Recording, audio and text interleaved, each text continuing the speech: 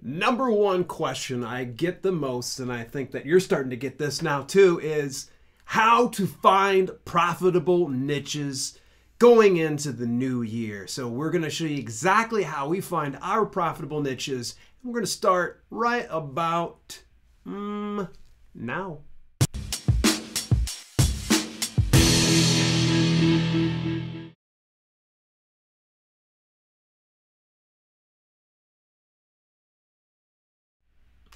Welcome to Self-Publishing with Dale and Kelly.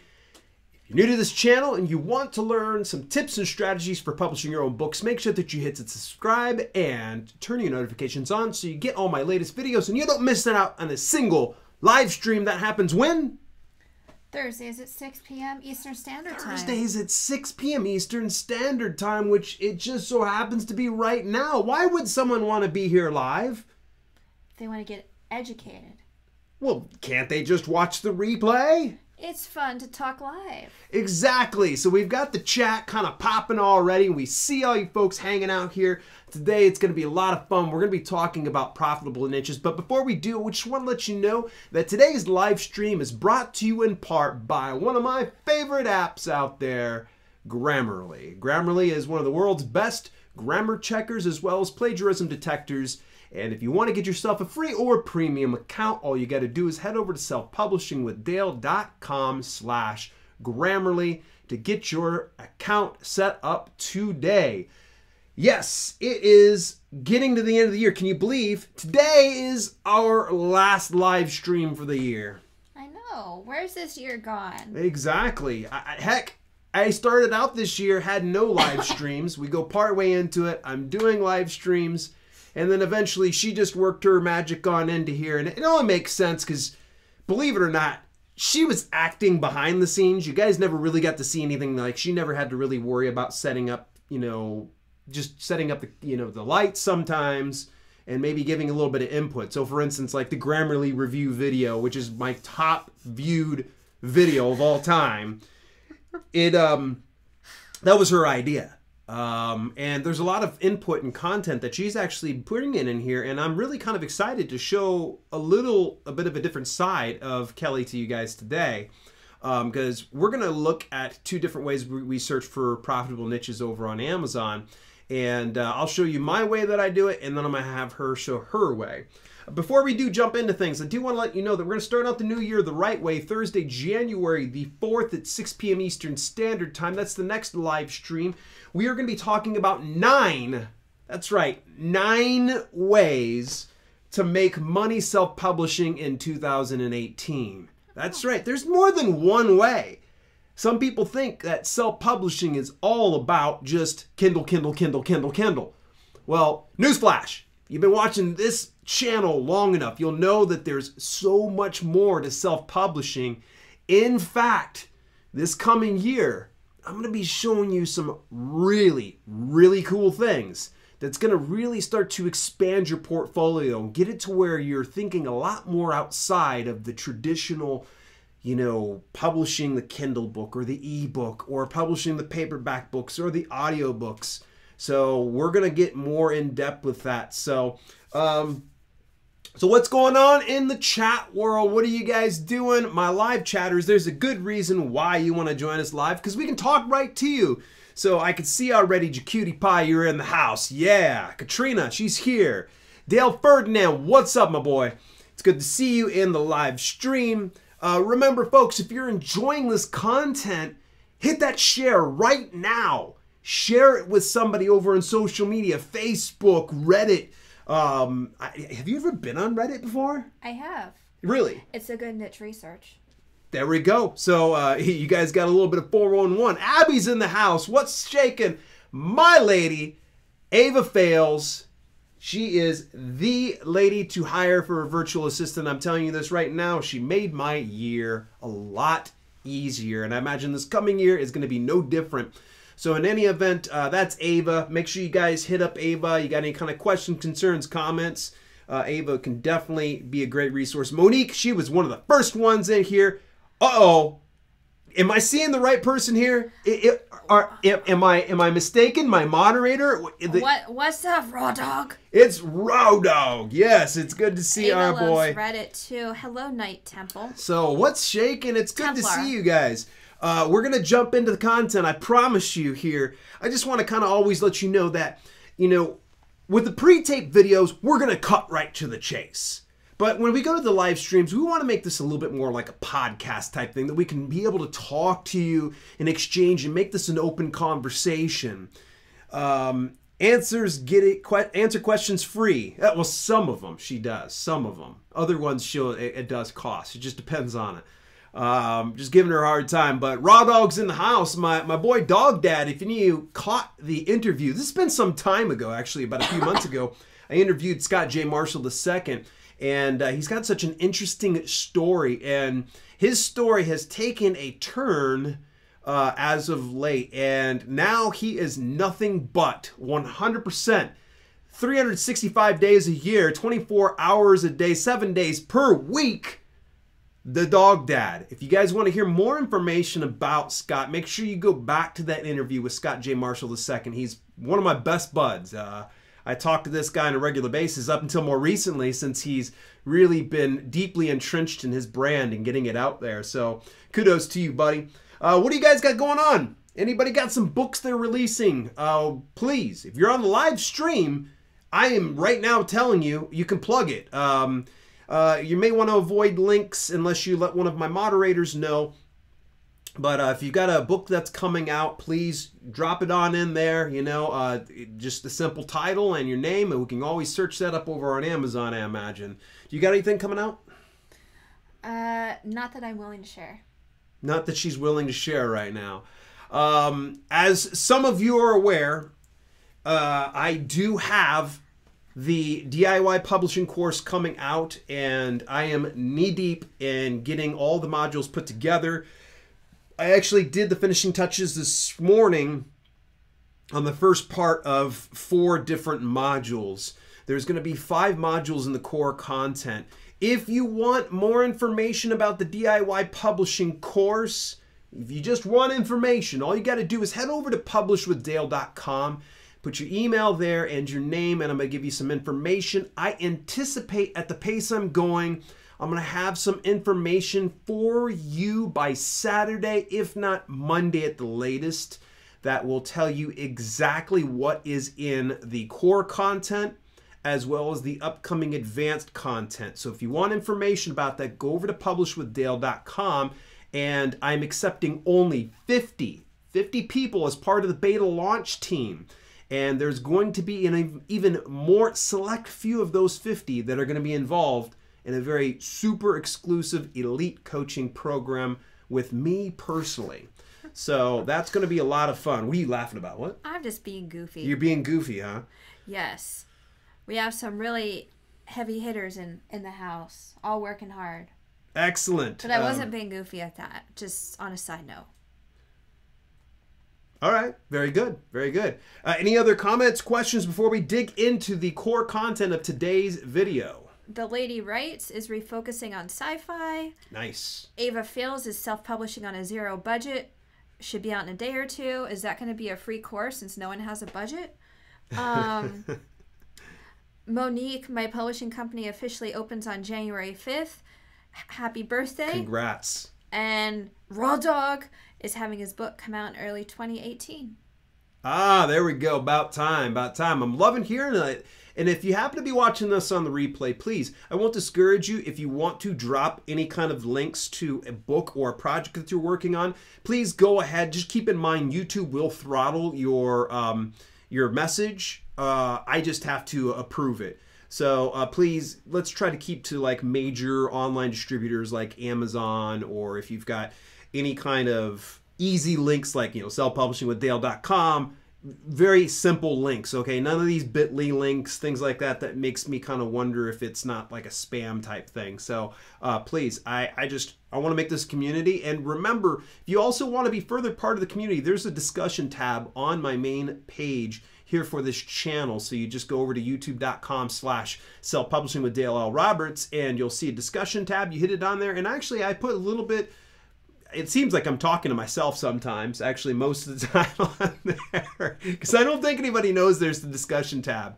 It's not quite the community tab. For some reason, I got the shortest straw on the community tab. They gave me a discussion tab. So how does that work? It pretty much works almost like a Facebook feed where I just share statuses. See, I haven't been, so I didn't know. Yeah. Unlike the community tabs over on other people's YouTube channels that are have subscribers of 10,000 or more, they're actually able to share pictures, they can do polls, they can do things like that. Whereas with my discussion tab, I can just post links and say certain things, and you can give me a thumbs up, thumbs down, that type of thing, so on and so forth. So many great things coming about. So I really do appreciate everybody taking your Thursday night. Without any further ado, we're going to talk about how we find our profitable niches. Let's just get this out of the way right now, okay? It's super simple to know what niche I publish in, okay? You can just go in the fitness. But in the same instance, you guys know where my heart has been over this past year, and it's been poured primarily into this channel. So some of the ranks aren't quite as good as I'd like to. Bear in mind, though, that there are some niches that I have pen names in, as well as some ghost-written names. And here's a funny thing is, I had a ghost-written brand at one point or another that I had done 2 years ago. And I looked at it today, and it's woken up. It's just all of a sudden started selling like crazy. So, folks, remember this. You may have something that works at first and it starts to die off. Don't give up on it. If you can just tweak a few things here and there, be it the cover, be it the book description, or even if you can kind of tweak the title to a certain extent, you can be able to get some great success. So 2 years later, I've got this book that had already had my return on investment a long time ago. So now it's coming back again. So I haven't even paid attention to the audiobooks. I probably should go into there, and I bet you how much that's kind of pumped up. I do have some thanks to that I have to give towards Amazon Marketing Services, and maybe we can do that on a future broadcast. I can show you how I set up some of my AMS ads to actually work for me. But at any rate, what I'm going to do first is I'm going to take you over into Amazon. Okay, we're going to hit it incognito mode. So let's go ahead and flip it on over here, folks. I'm going to switch over to the scene here. And can everybody see this okay?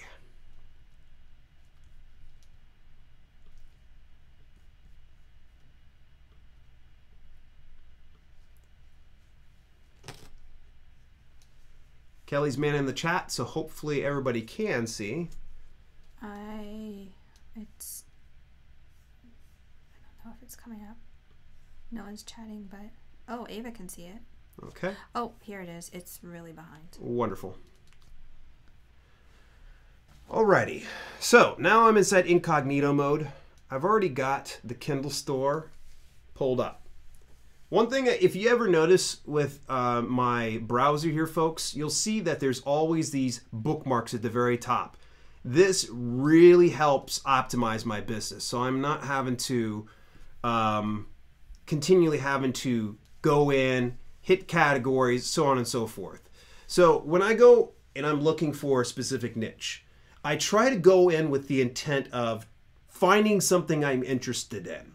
So, Kelly, say something that you're interested in. And folks, please, tell me what interests you as well. Put that inside the chat because we're going to look some of these things up. I like tennis. Okay, Kelly likes tennis. Let's just do a very general search. Tennis. All right, I'm going to let the auto feature just kind of pop up here real quick. And you can see there's a number of keywords here. I'm focused just on keywords for right now. I'm just going to say, let's go ahead and, are we going to be looking at, say, tennis nonfiction, or are we looking at tennis fiction books? Oh, nonfiction. So nonfiction books. So maybe we're going to want to focus on, say, tennis strategy. I'm going to come down here. I'm going to hit tennis strategy. All right. So it's going to populate this. And I'm going to, let's see here. I'm going to scroll down. We're going to kind of just peek at the title, the subtitle, all right, the cover. I try to keep an eye on price point, and I look at the date something is published, And another very significant point is reviews. Okay, I'm going to peek at those reviews. See, we're not looking too bad here. These ain't the prettiest covers in the world, but you can see that a lot of them are pretty much the same. Ooh, gosh, you can tell that's a cover creator abomination right there. My apologies if anybody was watching that and was offended by me telling that. So I'm going to try to find something that really just picks my interest. Kelly, tell me which one you like the best.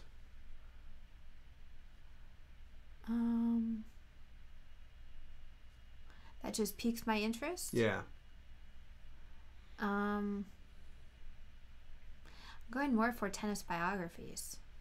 Tennis biographies? None of these pique my interest. Let's just play. Let's just play along. Play along. Tennis along. strategy for junior tournament players. All right, let's go ahead and take a look at this one. A quick fix book.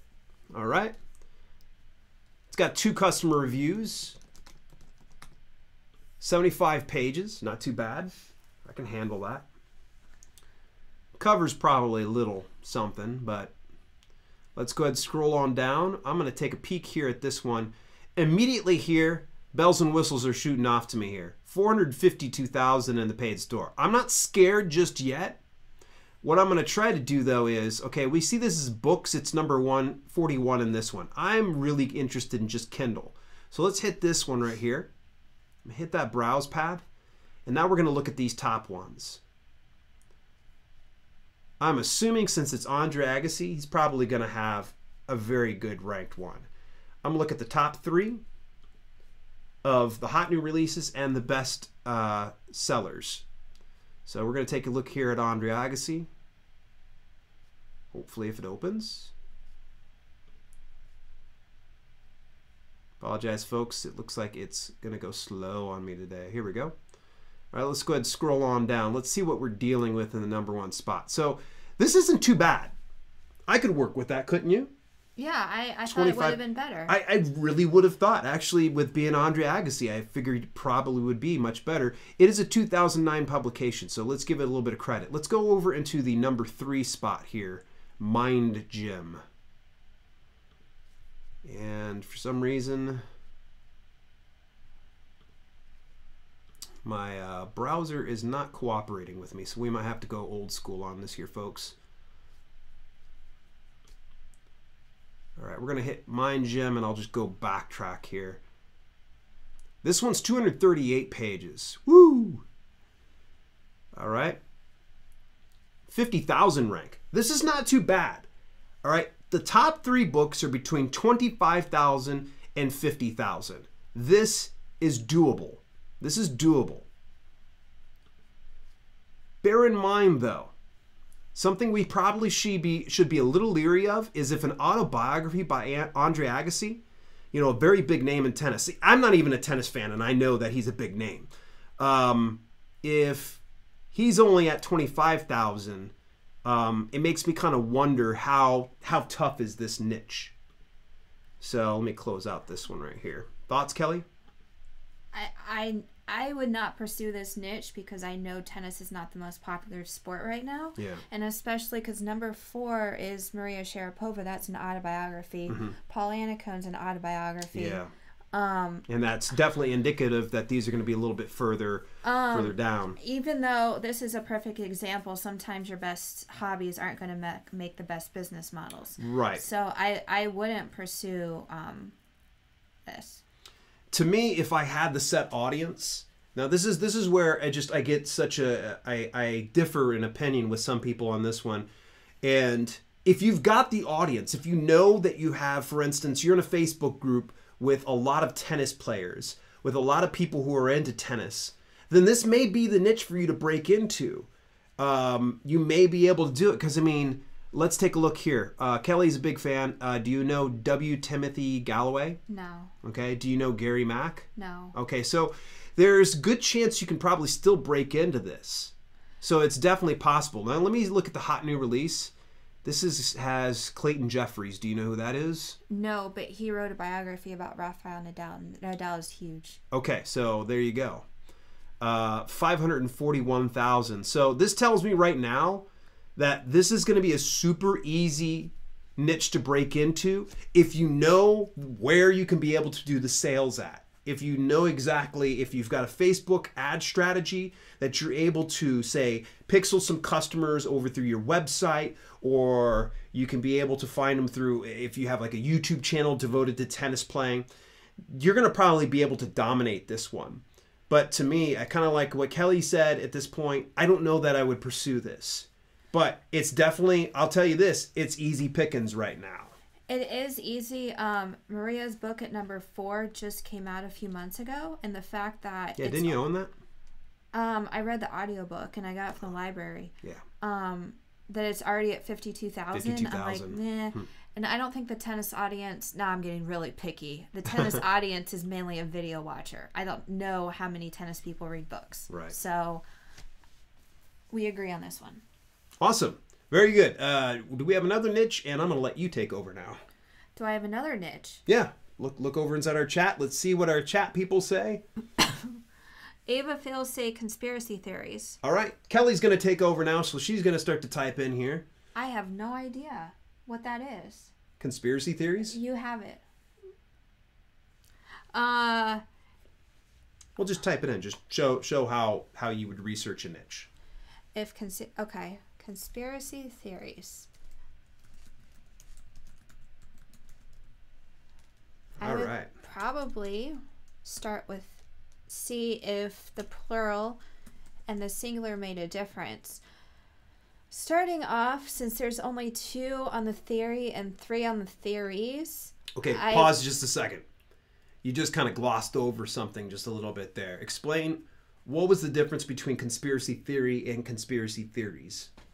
People might be typing in different stuff. Okay. The fact that there's only 2 on one and 3 on the other makes me think that, it's not too popular. However, let's just go with conspiracy theories. Okay. Because maybe there's still some good money, but it's not so popular. It's possible. First thing I notice is there's 2,700 results in the store for conspiracy theories. Okay.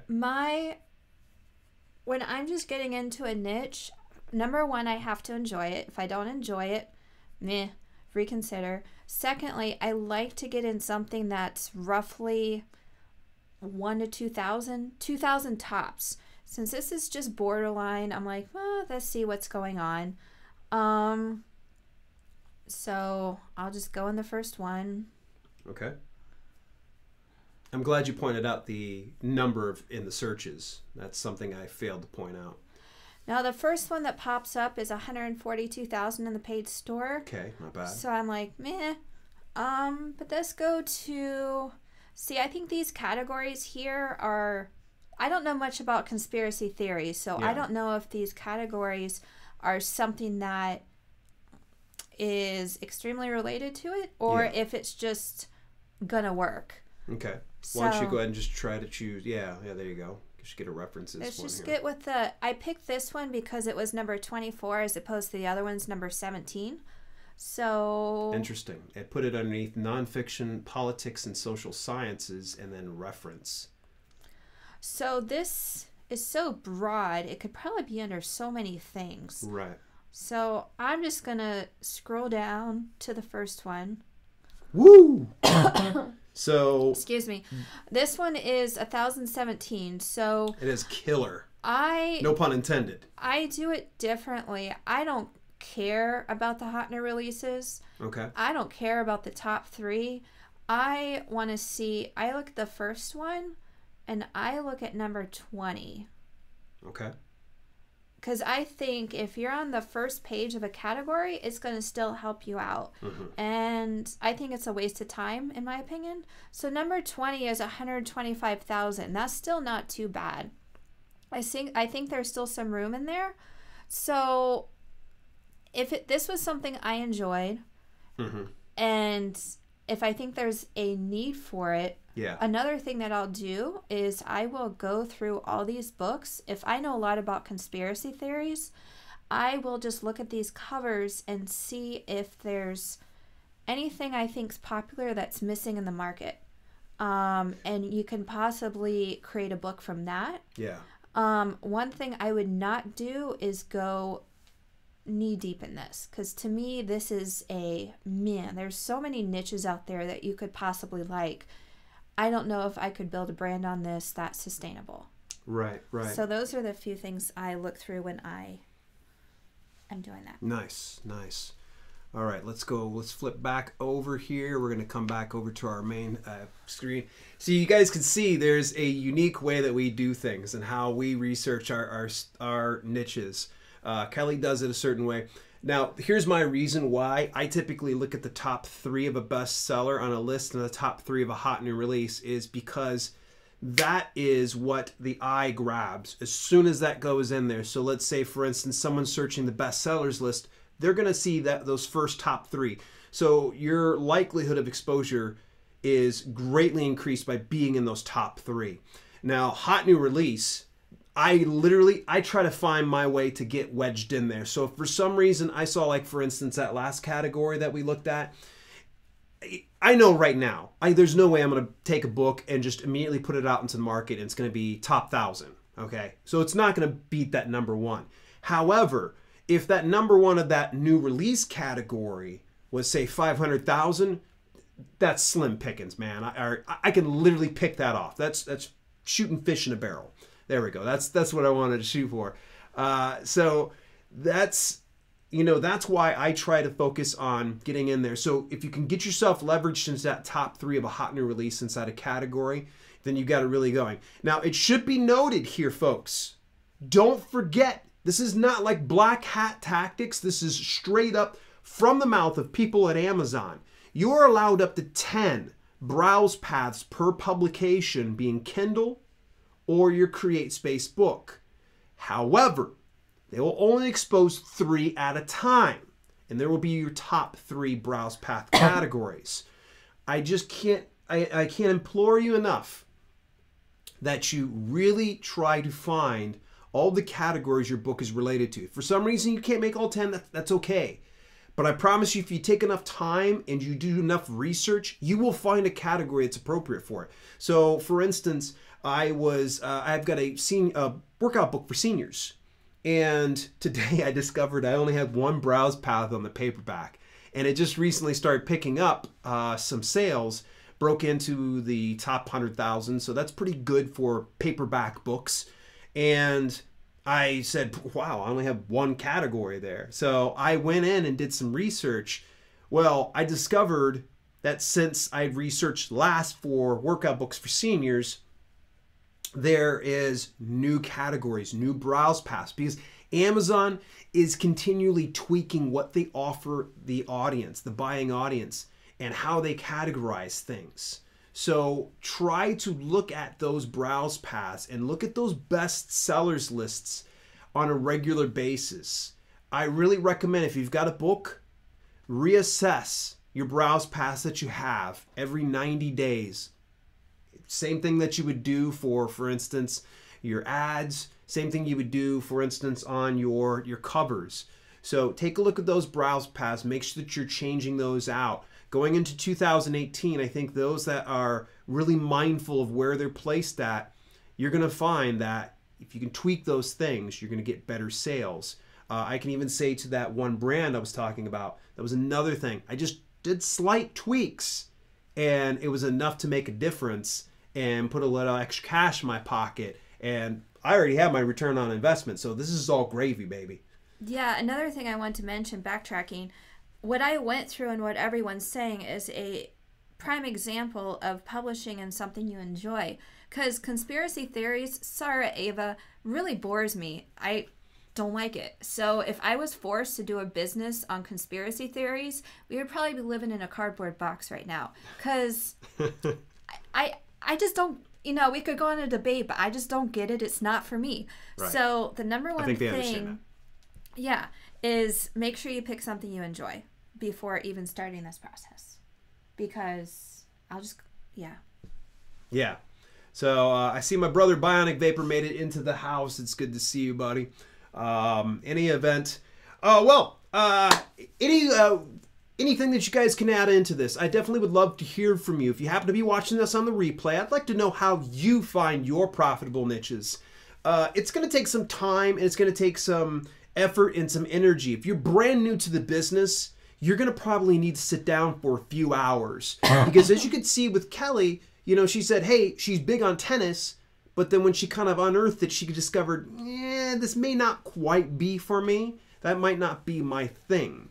So I'd like to hear from you. And those of you that are in live chat as well, please, I would like to hear what you do to search for your profitable niches.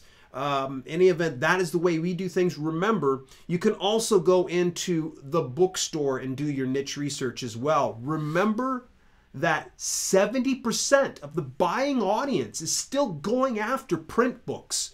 Hardbacks and paperbacks are stronger than ever.